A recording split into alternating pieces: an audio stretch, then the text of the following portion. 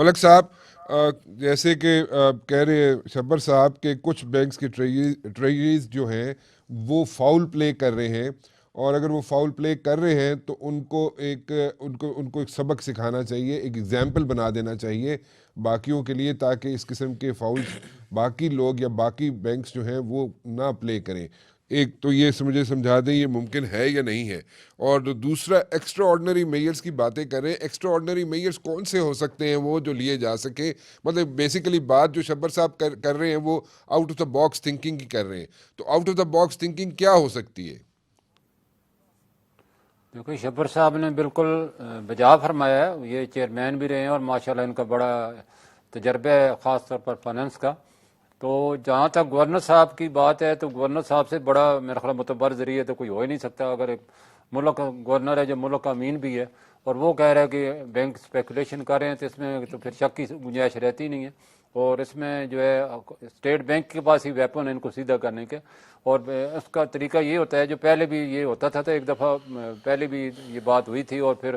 وزیر خزانہ صاحب تھے جو اس وقت ڈار صاحب تھے، انہوں نے ان کو بلایا تمام پریزیڈنٹ کو، اور انہوں نے کہا جی ہم آپ کی این اوپن پوزیشن جو ہوتی ہے، نیٹ اوپن پوزیشن جو کہ باہر یہ فارن ایکسچینج رکھ سکتے ہیں، اور 3 دن کا ہوتا ہے وہ ہم آپ کی کم کر دیں گے، اسی طرح آپ کے ناسٹو اکاؤنٹ کم کر دیں گے، اور اسی طرح ہم کیش مارجن تمام چیزوں پہ لگا دیں گے۔ تو اس سے بینکوں کو بڑا نقصان ہوتا ہے، کیش مارجن اگر ہر چیز پہ ہو جائے، کیونکہ جتنا بھی امپورٹر ہے وہ جب ایل سی کھولتا ہے تو کریڈٹ پہ کھولتا ہے، اور 3 مہینے کا انٹرسٹ بینکوں کو ملتا ہے۔ پاکستان میں دنیا میں سب سے اگر زیادہ منافع کما رہے ہیں تو پاکستان کے کمرشل بینک کما رہے ہیں، اس طرح زیادہ منافع دنیا میں کہیں بھی نہیں ہے۔ تو اس کی یہی وجہ ہے، ان کو ہر طرح سے چھوٹ ملی ہوئی ہے، اور زیادہ تر اب غیر ملکی بینک بن گئے ہیں، اس سے ہماری حکومت بھی تھوڑا سا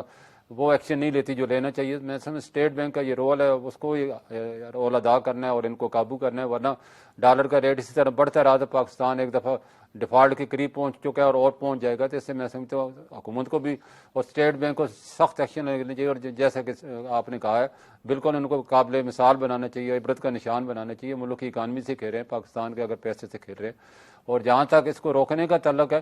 وہ اسٹیٹ بینک کئی دفعہ یہ اقدامات کرتا رہا ہے، لیکن جو چیزیں میں نے کہی ہیں یہ ویپن اگر استعمال کرتا ہے تو میں سمجھتا ہوں دوسرے دن ہی یہ بینک والے سیدھے ہو جائیں گے، اور تمام چیزوں پہ کیش مارجن 100% کر دیں گے تو کاروبار ہی ٹھپ ہو جائے گا۔ تو میں سمجھتا ہوں اگر یہ ہو جاتا ہے تو روپیہ قابو آ جائے گا، ورنہ قابو کرنا بہت مشکل ہے، کیونکہ آپ کی دیکھیں نا پچھلے سال آپ کا جو امپورٹ بل تھا اسی جولائی سے اکتوبر تک 15 ارب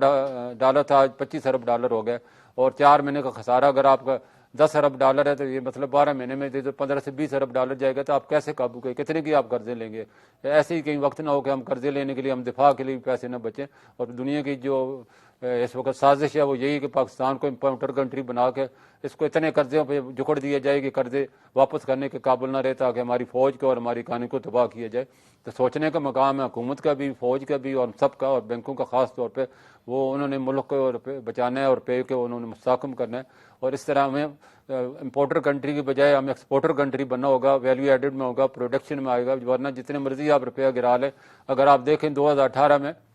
آپ کی ایکسپورٹ تھی ٹیکسٹائل کی 13 ارب ڈالر، جو کہ مشکل سے اب 15 ارب ڈالر ہوئی ہے۔ تو اتنا آپ نے ڈیویلیو 60% کرنے کے بعد بھی آپ ایکسپورٹ اس طرح نہیں بڑھا سکے ڈیویلیو، کیونکہ حال یہ کہ اس وقت بھی 90% چیزیں امپورٹ ہو کے اس میں را مٹیریل رہا، کھانے پینے کی چیزیں، یہ ساری جو امپورٹ بل سے ادا کی جا رہی ہیں۔ ایکسپورٹ کا والیوم ہمارا 33% ہے، جبکہ امپورٹ ہماری 76% بڑھ چکی ہے۔ تو اس میں حکومت کو جو ہے اس پہ سوچنا ہوگا، اور امپورٹ کی بجائے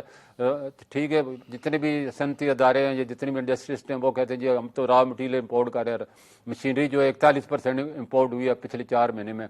صنعت کے لیے، تو وہ بھی ضروری ہے، لیکن اس کے لیے ایکسپورٹ کرنا بھی ضروری ہے، اور خاص طور پر زرعی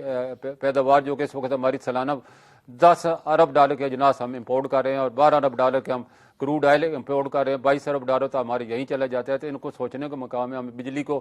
جو بل کو کم کرنا ہے، ڈیزل پہ بجلی کو کم کرنا ہے، ہائیڈرو پہ لے کے آنا ہے۔